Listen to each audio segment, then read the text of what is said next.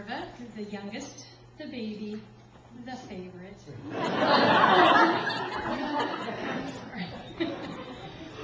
One thing that Mom and Dad, I'll continue on with their lives after Reedsport, and when they moved here, after Mom retired, one thing they really found great pleasure in is traveling. And early travels were to Greece and the Holy Land. And then shortly after Mom's retirement, they bought an RV and they headed out to take the U.S. by storm. Well, they made it to Kansas a few times, and I actually don't know everywhere they went. We were so busy with kids, but they would take some of our kids with them. Their trips always included a trip to Death Valley, because they loved it there, and then a trip to Dan and Ron's, always around basketball season or football season, to watch their kids play sports. And then, as I said, they always tried to take a grandchild with them. And some of these kids sitting here were lucky enough to go and do those RV trips with them. And then after they got home, it might be months. And Dusty reminded me of this, but it might have been months later. And then Dad would go, Dusty, didn't we have a good time in Kansas? And that's kind of become a joke around our family now. But what a treat that was for those traveling with him. He loved to share these times with his grandkids. If you've known me very long, you know that I kind of thought that my dad was pretty much right up there next to God. And he was an incredible father. And I know that it was his example of what an awesome dad was. So we have such a great view of our Heavenly Father. And he loved God and his family in that order.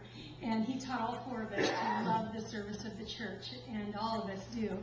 And I attribute him so greatly with that. He loved to have fun. You couldn't be around Dad very long without laughing at something he said or did. One of the favorite memories that's been told and retold over and over again was when at Christmas time, we all draw names and we buy presents for that name of that person. Well, Dad didn't put his name back. He kept his name. And then he bought himself everything on his Christmas tree. And didn't tell any of us. Mom usually would wrap his presents, and he was busy running around the house, wrapping. I was like, wow, he's so busy.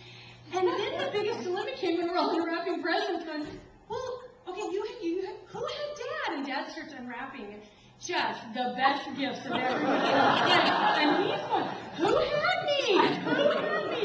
And then that smile, that mischievous smile that we saw when he cheated in cards. And he was part of a practical joke down in the bottom of the cliff with blood all over. That smile would come out and he would, Dad, you had yourself. And so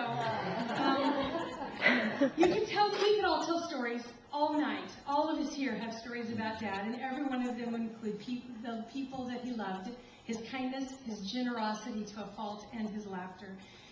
One of my very last memories, and I'm so thankful for this, was just 4 days before he died. And a group of us, some of the grandkids, and we're all at the care facility where he spent many of the last weeks of his life, along with a couple different hospitals. And he was wide awake. We walked in, and he, hi, and we said hi, and he was looking at a magazine with Angelina Jolie. We're like, Dad, what's that all about?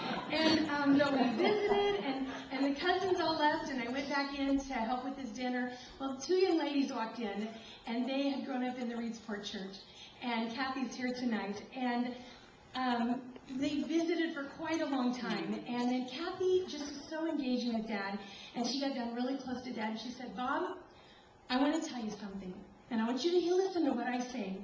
When I was a very young little girl, I found it tonight, she was about 7. She said, my dad met you at the Dairy Queen in Reedsport. You introduced yourself, and you invited them to come to church. Well, the next Sunday, on Saturday night, her dad said, you get up and get dressed in the morning because you're going to church. Well, she thought the whole family was going to church. Well, that wasn't the case. She got up, she got dressed, and everybody else was still in their pajamas. And he pulled up in front of the church, he opened the car door and said, you go in there and you find that Pastor Bob, and he'll take care of you. And she said, she got down really close to him, and she said, I walked in that church and I found you. That was 40 years ago.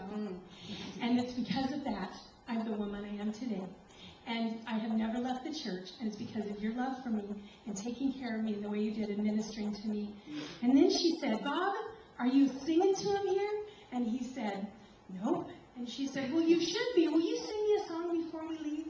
And I'm sitting there going, what's going to happen? And she said, and he said, yeah. And then she goes, what are you going to sing me?